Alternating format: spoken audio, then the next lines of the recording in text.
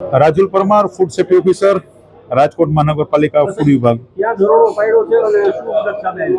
અત્યારે આપણે ચેકિંગ જે ઝુંબેશ સ્વરૂપે હાથ ધરેલ છે, જેમાં પદાધિકારીઓ અને અધિકારીઓ દ્વારા આપણે સૂચના આપવામાં આવેલ છે.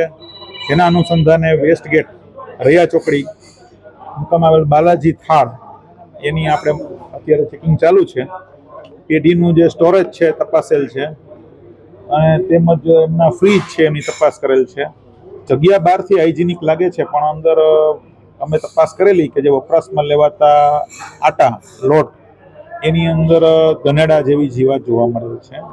ઉપરાંત ઘણા બધા પેકિંગ્સ ઉપર કોઈ પણ પ્રકારની ડેટ નથી એવા મસાલા છે, પડતર લાગેલ છે.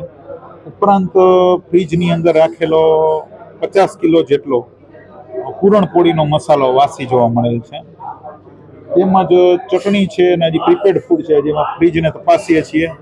આ બધી વસ્તુ અત્યાર સુધીમાં વાંધાજનક જોવા મળેલ છે. જે વાસી અને લોટ છે એ જીવાતવાળો જોવા એને અમે અંદાજિત અમે 100 થી 150 એનો અમે ડિસ્કાર્ડ કરીશું.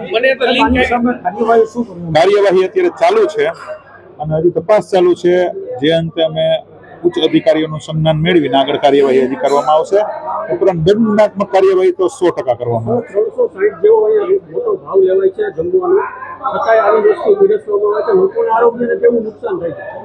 લોકોના આરોગ્યના ચેડા સાથે ચેડા કરતા તત્વો સામે અત્યારે આપણું રાજકોટ મહાનગરપાલિકાની ફૂડ વિભાગ દ્વારા હંમેશા સર્વેલન્સ ચેકિંગ ચાલુ જ હોય છે.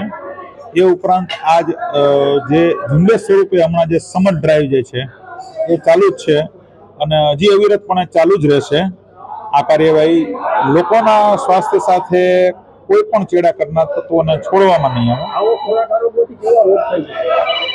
આમ જો તો આવો ખોરાક આરોગવાથી ફૂડ પોઈઝનિંગ કેવું થઈ શકે, શું વાસી કે એનાથી સામાન્ય તકલીફો જણની વખત નગણ્ય હોઈ શકે, પરંતુ એક ભાગ સ્વરૂપે કે ભાઈ આવું અખાદ્ય કે અનહાઇજેનિક રીતે સ્ટોરેજ થયેલ વસ્તુ હોય એ લોકો સુધી ન પહોંચે એવો અમારો સદંતર પ્રયાસ છે.